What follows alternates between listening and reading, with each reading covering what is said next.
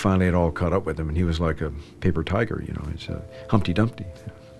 For decades, Robert Redford was one of the most recognizable faces in the world. A Hollywood star, a leading man, a symbol of quiet confidence, but behind the public image, there was another life running quietly alongside it, one that rarely made headlines. Join us as we uncover the double life Robert Redford lived for 30 years and why it stayed hidden for so long. Childhood under the weight of silence. Robert Redford's early life was shaped by quiet struggle rather than comfort or ease. He was born on August 18, 1936, in Santa Monica, California, into a working-class family trying to stay steady in a country still recovering from the Great Depression. Money was not abundant, but the household was stable. His father, Charles Redford, worked as an accountant for Standard Oil. He believed in responsibility, routine, and endurance. He was not a man who talked much about feelings. His role was to provide, and he did so with consistency and discipline. Redford's mother, Martha Hart, played a very different role. She was warm, gentle, and emotionally present. In a home where feelings were rarely spoken aloud, she became the quiet center that held the family together. She encouraged her son, reassured him, and made him feel seen. Even early on, she sensed that Robert was not built for an ordinary life. That belief stayed with him long after childhood. As a boy, Robert often felt different from those around him. He was inward-looking and reflective, more comfortable observing than speaking. School did not interest him. Sitting still, following rigid rules, and memorizing facts felt unnatural. He drifted through classes, lost in thought. But when he picked up a pencil or stepped onto a field, something changed. That contrast defined him early. Disengaged in routine spaces, fully alive when passion was involved. Art and sports became his escapes. Drawing gave him a way to express feelings he did not know how to name. Baseball and tennis allowed him to release energy and emotion without words. These were the places where he felt free. Even as a child, a pattern began to form. When Robert cared deeply about something, he gave it everything. When he did not, he pulled away completely. This intensity would follow him throughout his life. His childhood sense of safety was first broken in 1945. Robert was 8 years old when his uncle David Redford was killed in the Battle of the Bulge during World War II. David was not just a relative. To Robert, he represented strength, courage, and possibility. He was an athlete, intelligent, fluent in several languages, and admired by the family. His death came suddenly and without warning. For the first time, Robert was forced to face the idea that strong people could disappear forever. Death was no longer distant or abstract. It entered his life directly. In his mind, David became a symbol of heroism and masculinity, but also of vulnerability. The loss planted an early awareness that life could end without reason, and that bravery did not offer protection from fate. Just a few years later, another frightening experience followed. At the age of 11, Robert woke up one morning unable to move. His body felt heavy, his eyelids weak. Doctors diagnosed him with polio, a disease that terrified families across America before a vaccine existed. For 2 weeks, he lay confined to bed, unable to run, draw, or move freely. For an active and restless child, the stillness was unbearable. He listened to his breathing, uncertain whether his body would fully recover. Though he eventually regained his strength, the experience left a deep mark. He learned how quickly independence could be taken away. From that moment on, he carried a quiet fear of physical fragility, a fear that later fueled his need to keep moving, working, and creating. The most painful loss came in 1955, when Robert was 18. His mother, Martha, died at just 40 years old from complications related to childbirth years earlier. Her death shattered him. She had been his emotional anchor, the one person who openly believed in his potential. With her gone, he lost both comfort and direction. Grief, however, was not openly shared in the Redford household. In his Irish-Scottish family culture, emotions were kept private. His father did not cry. Relatives did not speak about loss. Pain was endured silently. Robert learned that suffering was something to be carried alone, and from that silence, a need to escape, rebel, and redefine himself slowly began to grow. Rebellion as survival. By the time Robert Redford reached his teenage years, he was carrying a lot inside him. He had already lived through fear, illness, and major loss. But in a family where people didn't talk openly about emotions, there wasn't much space to process any of it. Instead of sitting with grief or confusion, he pushed forward. For Redford, rebellion wasn't just a phase. It became a way to stay in motion and avoid being trapped in pain. At Van Nuys High School in Los Angeles, Redford wasn't known for being a top student. He didn't care much about grades, homework, or classroom rules. School felt like a place where you had to sit still and follow instructions, and that was never easy for him. He often came off as distracted or uninterested. Teachers could see he had ability, but his attention just wasn't there. What did stand out was his athletic talent. He was strong, fast, and competitive. He played sports with real focus and energy, especially baseball. On the field, he looked like someone with a clear purpose. Off the field, he often looked restless and hard to reach. That difference mattered. It showed that he wasn't lazy or incapable. He just didn't respond to the usual systems people used to measure success. During these years, defiance started to become part of his identity. He didn't like being told what to do. He challenged rules, pushed limits, and sometimes acted like he didn't care about consequences. For someone who had already learned that life could change overnight, the future didn't feel guaranteed. So he lived loudly in the present. One interesting detail from this time is that one of his classmates was Natalie Wood, who would later become a major Hollywood star and eventually work with him in films. Back then, they were just teenagers in the same school environment. But it's still a reminder that Redford's world was not far from the entertainment industry, even before he imagined it as a future. Redford's talent in baseball earned him something that looked like a solid path forward: a scholarship to the University of Colorado. To many people around him, this would have seemed like a turning point. A sports scholarship suggested discipline, a promising career, and a traditional kind of success. It also offered a chance to leave home and start fresh in a new place. There were expectations attached to that scholarship. People likely assumed he would focus on school, train hard, and build a stable life. This was the safe path. A young man with athletic skill could get an education, possibly go professional, or at least move into a respectable career. But stability only works when someone is emotionally ready for it. Redford wasn't. He was still dealing with grief and inner tension.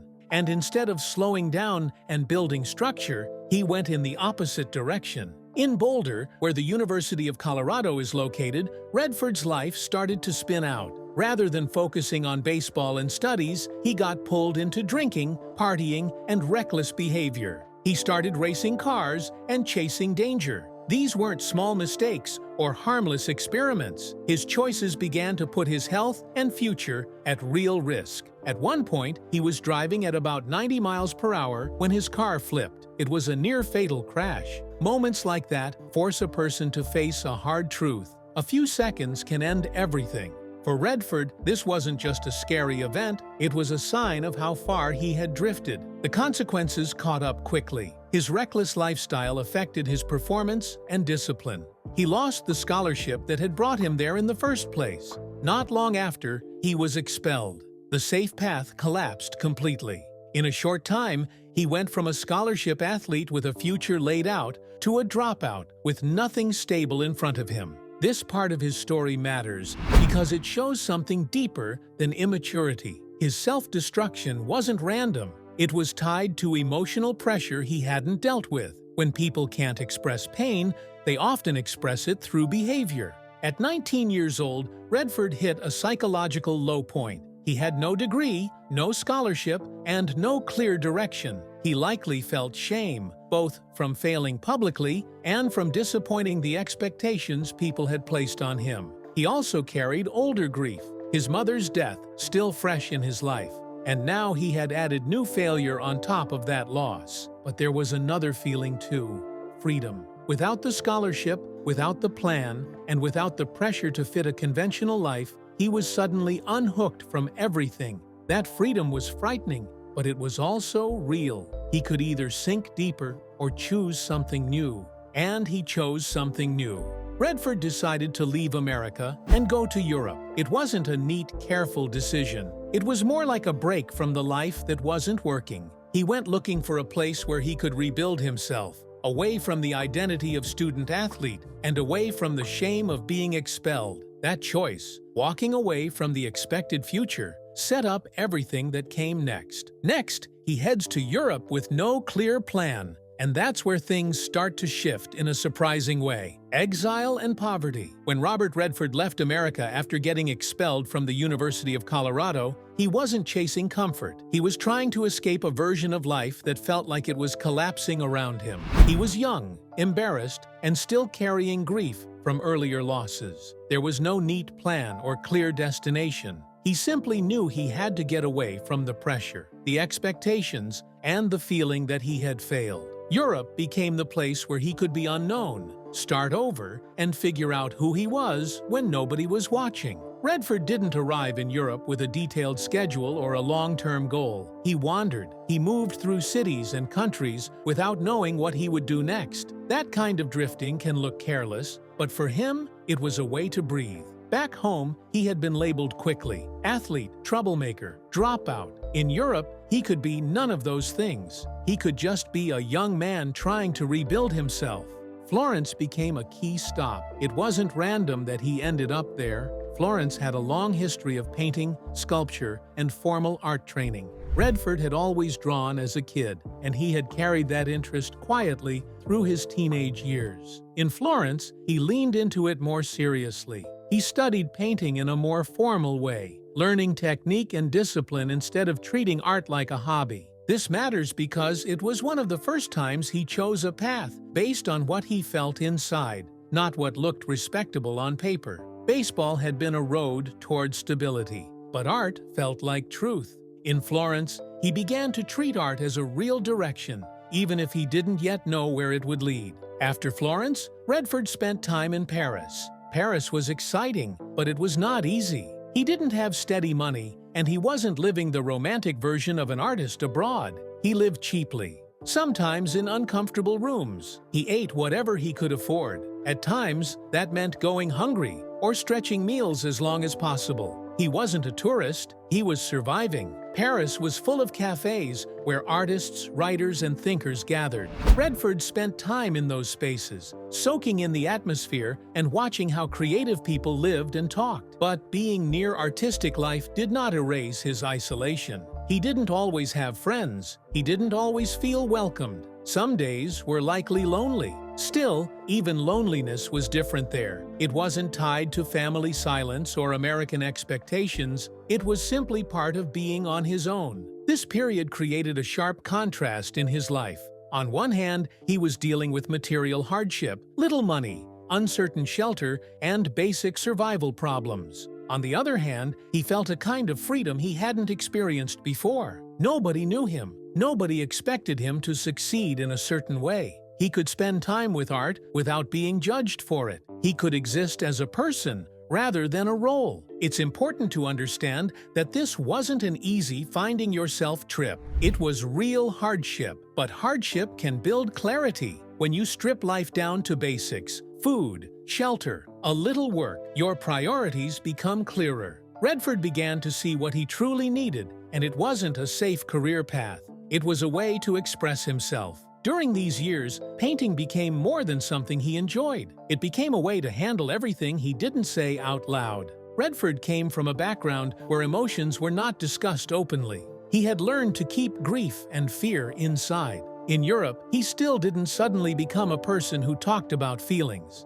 Instead, he poured them into visual work. Painting gave him a way to translate emotion without speaking. When someone can't explain what they feel, they may still be able to show it through color, shape, and attention to detail. For Redford, art became a private space where he could process frustration, guilt, and sadness without needing to name them. This is also where his identity began to shift. For years, people had seen him mainly as an athlete, someone strong, talented, and physically gifted. But sports had also been tied to pressure and expectations. In Europe, as he painted and lived among artists, a different version of him became more real. A creative person, someone drawn to expression and meaning. He wasn't just escaping his past anymore, he was actively building a new self. After spending several years abroad, Redford returned to the United States with something he didn't have before: purpose. Europe didn't fix his life in a clean way, but it gave him confidence. He had survived on little. He had lived through discomfort. He had proven to himself that he could keep going without the safety of a scholarship, a family structure, or a planned career. Most importantly, he came back knowing he wanted a life in the arts. He didn't return thinking, "I'll find a stable job and settle down." He returned ready to commit to creative work, even if it was risky. Choosing art over security wasn't just a dream anymore. It felt necessary. That decision set up his next big step, turning from painting toward performance and finding a place where his quiet intensity could become something audiences could feel. Next, he lands in New York, and that's where he starts turning his raw life experience into real stage skill. Hollywood stardom without illusion. One of Redford's first major film roles was in Inside Daisy Clover. He played a young man caught in the Hollywood system, charming on the outside but damaged within. The role allowed Redford to show emotional vulnerability rather than loud drama. Viewers could sense sadness and confusion behind his calm expression. He wasn't acting like a traditional leading man. He looked like someone holding things in. That same year, he appeared in This Property is Condemned, opposite Natalie Wood. The film focused on lost dreams and social limits. Redford's character was romantic but fragile, someone shaped by circumstances he couldn't fully control. These early roles helped establish a pattern. Redford often played men who were appealing but emotionally wounded, men who struggled quietly rather than fighting loudly. This made him stand out at a time when many male stars leaned on confidence and toughness alone. Redford's true breakthrough came when Hollywood turned to something he already knew well. The film version of Barefoot in the Park brought his Broadway success to a national audience. On stage, his performance had already proven his timing, charm, and emotional control. On screen, those qualities reached millions. As Paul Bratter, a young newlywed trying to balance love and responsibility, Redford showed warmth and humor without losing depth. He didn't overplay emotions. Small reactions, pauses, and looks did most of the work. The film was a major hit, and suddenly Redford was known across the country. He wasn't just a theater actor anymore, he was a bankable movie star. Everything changed in 1969 with Butch Cassidy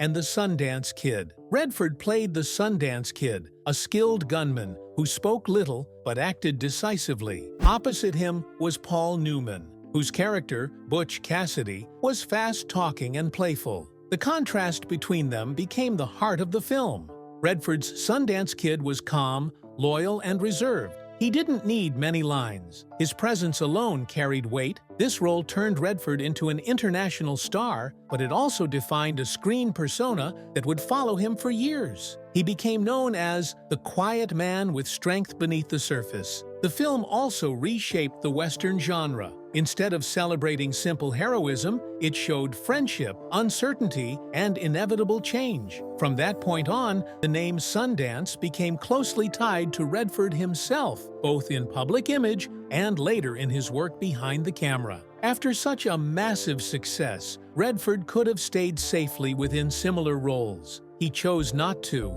In Jeremiah Johnson, he played a man who walks away from society to live alone in the wilderness. The film was quiet, slow, and focused on survival rather than action. Redford's performance relied heavily on silence and physical presence. His character barely spoke, but his isolation said everything. Nature wasn't just a backdrop. It shaped the story and the man within it.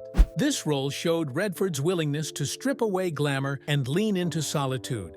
It reflected his own understanding of isolation and self-reliance, themes that had followed him since childhood. By choosing this film, Redford made it clear he wasn't interested in repeating himself. He wanted roles that challenged him and explored inner conflict, even if they were less commercially safe. That same year, Redford starred in The Candidate, a political drama that captured the mood of a restless America. He played Bill McKay, an idealistic man pulled into a political system that slowly reshapes him. The film questioned honesty ambition, and compromise. Redford's performance felt grounded and sincere. He didn't play the character as a hero or a villain. Instead, he showed how good intentions can be worn down by power. At a time marked by war protests and public distrust in leadership, the film struck a nerve. Redford became closely associated with stories that reflected national anxiety and moral doubt. By the early 1970s, he was more than a movie star. He was an actor whose choices mirrored the country's unease and whose calm presence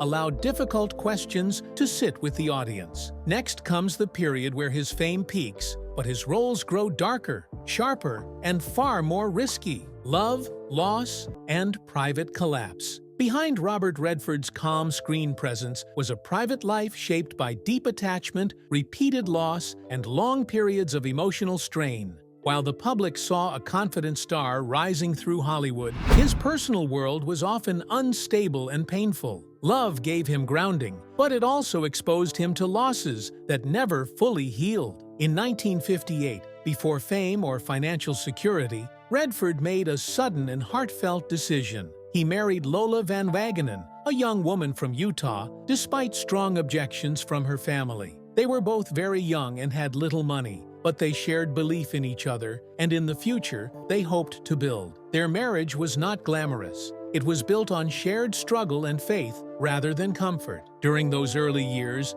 they lived simply. Redford took odd jobs while trying to establish himself as an actor. Lola supported him quietly, managing the household and raising their children while he chased uncertain opportunities. These years were marked by poverty and ambition. They were partners in survival. While Redford was driven by his artistic goals, Lola provided emotional stability and patience. She believed in him even when success seemed far away. Tragedy struck the young couple in 1959. Their first son, Scott, died suddenly at just 10 weeks old from sudden infant death syndrome.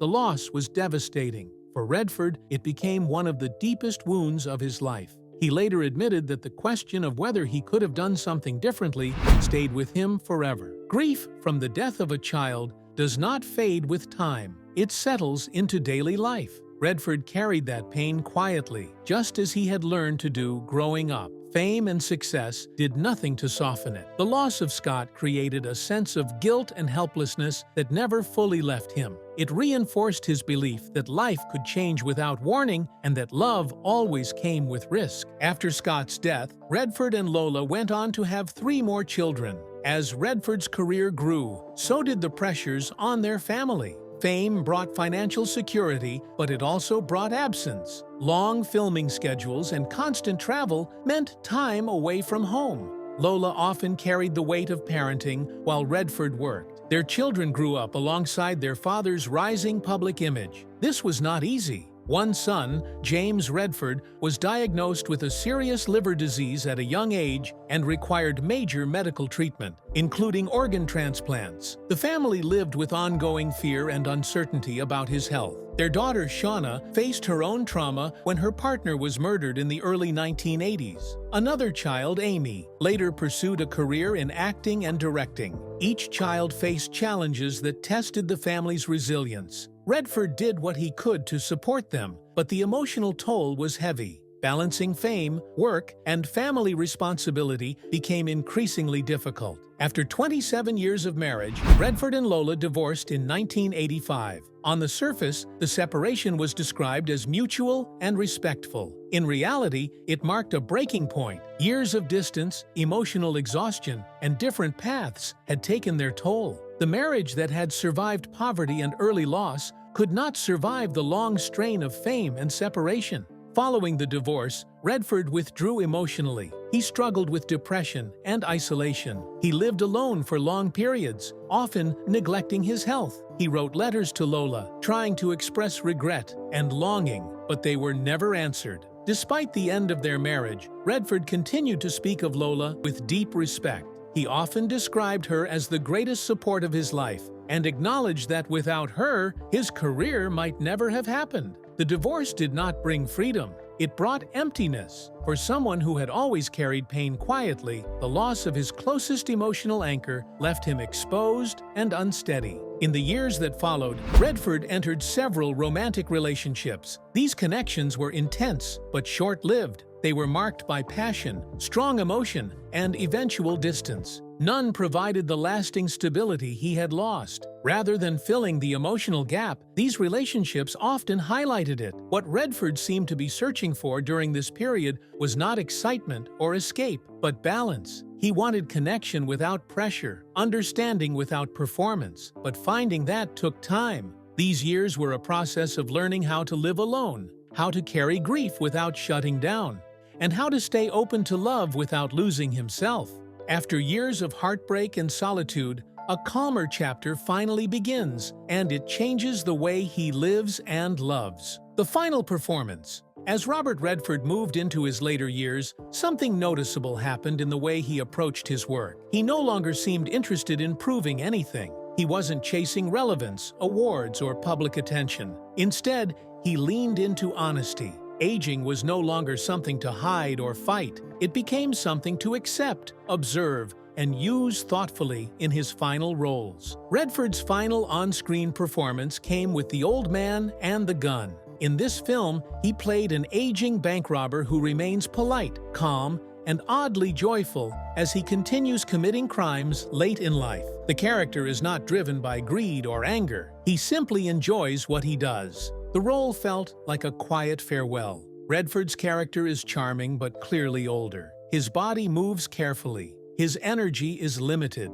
The film doesn't hide these things. Instead, it builds around them. The outlaw is no longer running from the law with youthful confidence. He is moving through life at his own pace, aware that time is short. After The Old Man and the Gun, Redford announced his retirement from acting. The decision was calm and clear. He didn't suggest burnout or frustration. He simply felt finished. Acting had given him decades of expression, challenge, and growth. There was no need to continue for the sake of attention. Retirement allowed him to return to things that had always grounded him: solitude, nature, and quiet work behind the scenes. He spent more time at his Utah ranch, away from Hollywood. The pace slowed. Days became simpler. This return to stillness echoed the values he had long explored on screen. For Redford, stepping away was not an ending filled with loss. It was a completion. He had said what he wanted to say. If you enjoyed this story, like the video and subscribe for more deep dives into iconic Hollywood lives.